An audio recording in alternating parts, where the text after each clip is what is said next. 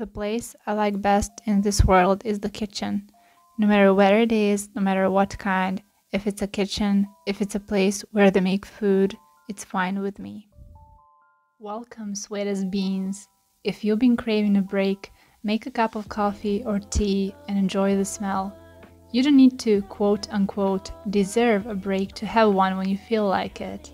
It's important to nourish our body and soul, not just our goals. I haven't done much lately, or I think so. Doing everyday, ordinary stuff is my current reality. I wanted to take a break, but how could I? There's nothing to take a break from, or so I thought. Do you ever feel like your brain is running a marathon in place? An endless loop of thoughts consuming every second of your life?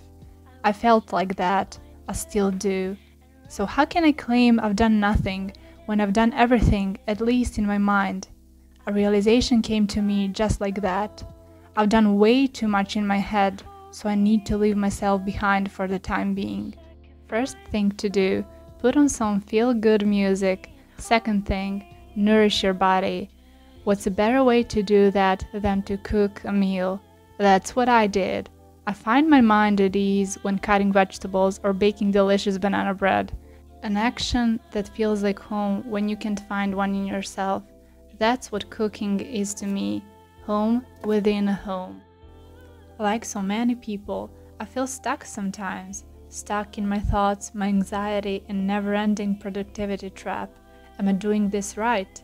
Am I ever gonna do this right? Is what I'm doing enough? Is it ever gonna be enough? And it goes on like a broken record. In our crowded minds, how can we find ourselves? That's the hard thing to do, finding and keeping yourself in chaos. But we're doing our best, we're doing what we can. Navigating through a storm is hard, but letting go is harder. If we could just let go for a bit and navigate for a bit, we could be in charge of ourselves. They say to let go of control is to gain control, but can we control ourselves and still be free? Maybe letting go of control and gaining control means setting yourself free. I want it to be fine by me, but some days are not easy. I know I'm not alone. You're here after all. Our experiences may differ, but our feelings remain the same. Even in our darkest times, there's light, a sunlight through our window, a lamp on our desk, a kind word from a stranger. You yourself are light, and you're someone's torch in the darkness. Always remember that. So what's a recipe for success? I don't think I have the answer, but I'm sure it's not overworking yourself until you faint. If you don't water your plant, it will wither, but if you water it too much, it will also die. Finding what balance means to you is what success means, because success cannot be measured by society's standards, only according to our own. So what can you do? You can give your plant a little sunshine to make it grow, but too much sunshine can have the opposite effect. Don't overflow yourself with positive thoughts or positive actions. If you're sad, express yourself. If you're mad, express yourself. Of course, try not to let it out on other people, but let yourself feel and sit with your thoughts and emotions for a second. Then you'll know whether your plant needs water, sunshine, or just a break. I sure talk a lot about growing plants, but I'm the one who managed to kill a cactus, so maybe, just maybe, don't take actual gardening advice from me. Not everything can be perfect, but adding some cream on top of your veggies is perfection itself. Just like my lunch here, life is colorful, and this can be a little reminder for all of us. Life would be dull if it had only one ingredient and no seasoning. With a splash of color, life can be a beautiful painting we can enjoy. Don't forget to take a step back and admire it. It occurred to me that if I were a ghost, this ambience was what I missed the most. The ordinary day-to-day bustle of the living. Ghosts long, I'm sure, for the stupidest, most unremarkable things.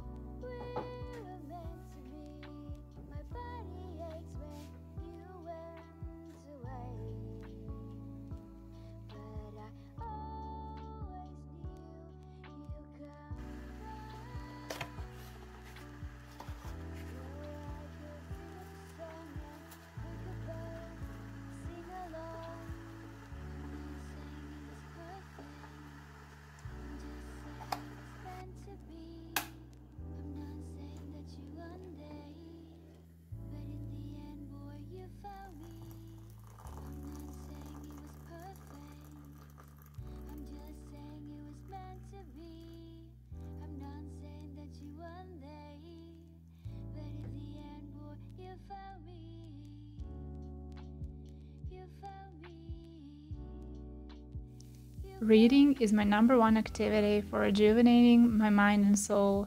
Now that I got myself cozy, let me read you a quote. A reader lives 1,000 lives before he dies. The man who never reads lives only one. I've been passionate about reading since I was a child. When I first learned all the letters, I got fascinated by stories written in textbooks. Soon enough, all the books from my household library weren't enough. I started writing my own stories, abstract and curious like myself, but I was craving for more, for stories written by other people. My local library was the answer to my questions. There, I found a connection to the world and beyond the world of imagination. The books I read shaped me as I was shaping them, and eventually the exploration of the unknown was infinite. Only then I realized that I am always myself, but don't always need to be. As I said in one of the poems I wrote, so I set myself free from always being me. Books are my sanctuary, and in my world they remain a constant I can rely on. To better describe what reading means to me, I want to read you a short poem I wrote last year. I wanted to share it with you because I'd rather have people enjoy my creations than hide them in fear. Conveniently, it's called Dark Matter, and it goes like this.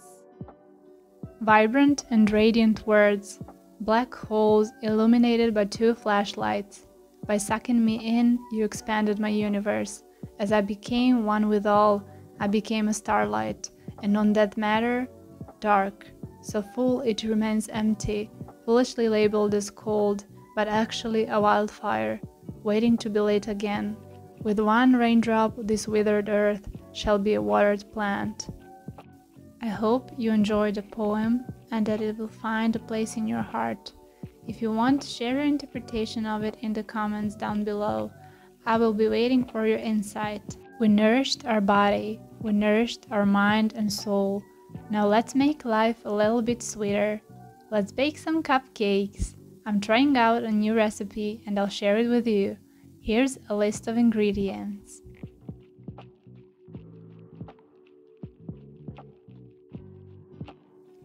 The instructions are simple. Step 1.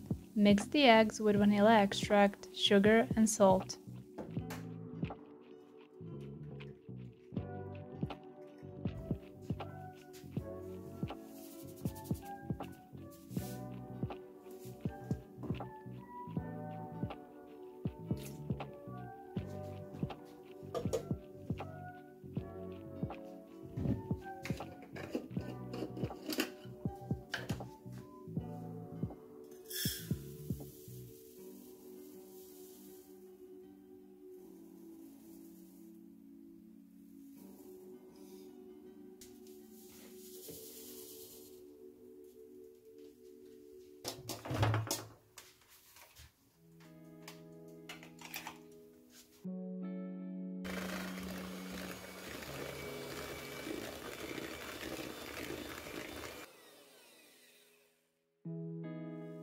Step 2. Add all the remaining ingredients except for chocolate and mix it well.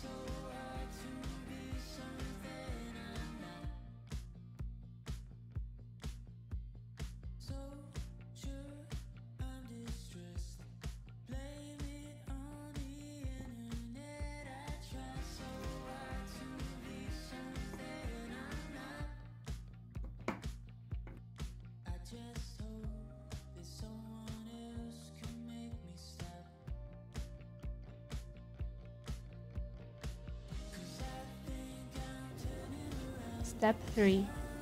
Pour half of the batter in the baking tray. Step 4. Add chocolate in between.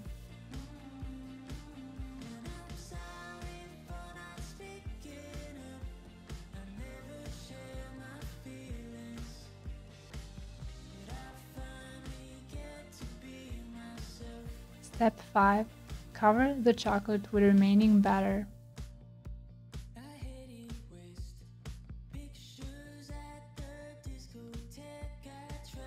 Step 6. Bake in preheated oven at 200 degrees Celsius for about 15 to 20 minutes. My oven is a bit too strong, so some of them are a little bit burnt, but that's okay. Just be mindful to not overdo them like I did. Now let's repeat the whole process.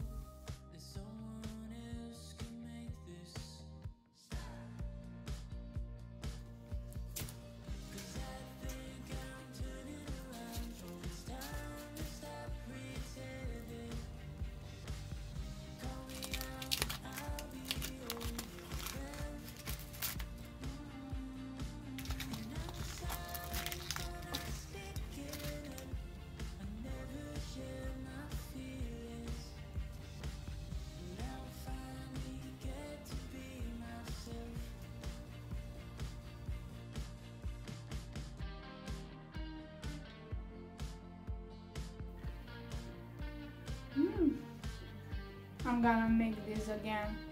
They're really good.